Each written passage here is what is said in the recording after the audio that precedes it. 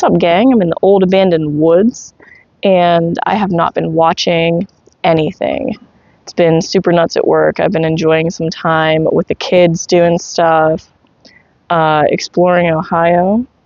And so I just thought I'd make a opinion video. I asked my good buddy Kelly for ideas on subjects. I think he said I always wanted to talk to somebody and have a discussion about subtitles versus dubbing.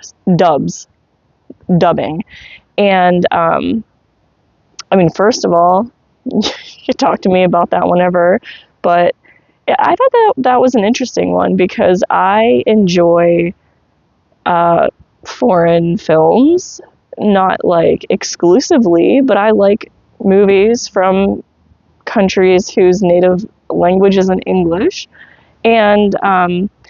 And I feel like there are situations where I prefer subtitles and there are situations where I prefer dubs.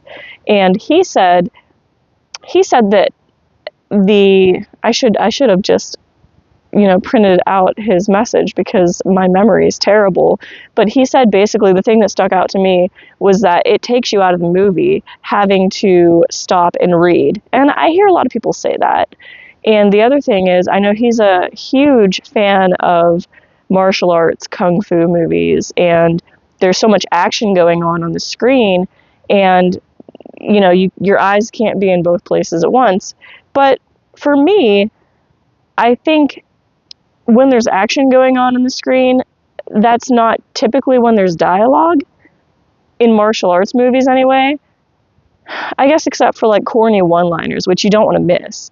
But I'm not like a monster fan of action and stuff like that anyway. So, I'm watching more of the things that I watch that are different languages are typically giallo and like Italian films. And I've watched like a few Japanese films as well, things from Korea, which they've all been amazing. Korean cinema is great. And by the way, I used to be a huge, huge fan of anime whenever I was a kid. So that was always the argument between anime nerds was subs versus dubs. So when it comes to anime, I typically prefer subtitles. I typically prefer subtitles anyway.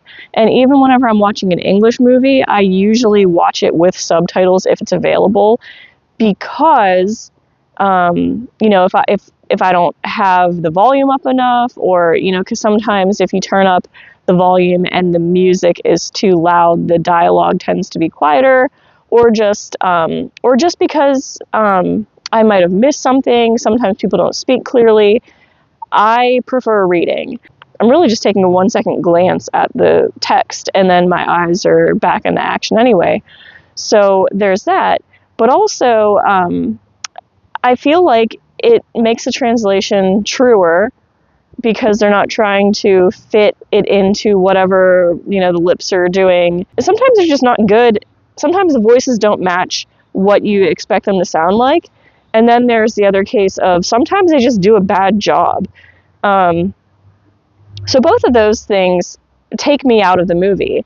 So, you talk about having to read taking you out of the movie. I think that poor dubbing takes me out of the movie even more. He said that, it takes you out of the element, and that you're watching, it reminds you that you're watching a movie. And I literally think that it's the opposite for me. So for me, when people are talking and their lips aren't synced up to what they're saying, that's more of a distraction for me than having to read.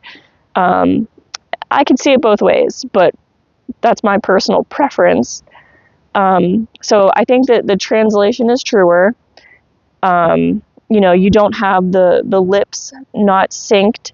And then as well, I think that it's funny because sometimes the translations, like they're so literally translated that it becomes funny. So that's fun. And whenever you're watching English movies with English subtitles, sometimes they just totally flub it and it's wrong. And I think that's always fun for me, catching the mistakes that they make. If it's a movie I'm a huge fan of, I'll do both and I'll compare it and see what the differences are. But I can't think of anything off the top of my head that I've done that for since the days of me watching anime in like college and high school. So I used to watch that stuff all the time because that was early in my cord cutter days. I would buy, the anime series on DVD, and then I didn't have internet.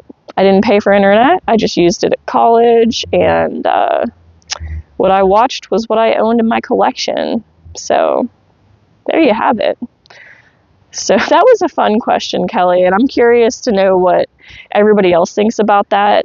I am planning on watching some stuff, though. Kino just sent me Mouse Hunt, and they sent me the 4K of Mouse Hunt, because if you watch, then you know that I did buy the Blu-ray of it for my kid for, I think, Christmas, because she loves the mouse. It is such...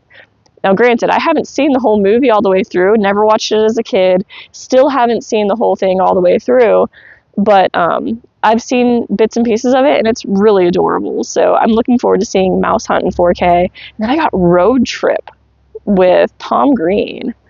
And me and Maddie, my good buddy, Maddie, just saw Tom Green live in Pittsburgh, Pennsylvania. So, wow, it's been a while since I've seen Road Trip, and now we have the glorious ultra high definition 4K disc. What? Sorry. So you have to deal with that now. And then also a super secret surprise, and I'm not going to tell you what it is because I forgot what it's called. But there's other stuff coming up too. And then I think, there's other things that I just want to do just for funsies. And guess what I'm listening to? I'm listening to the audiobook for Endless Night.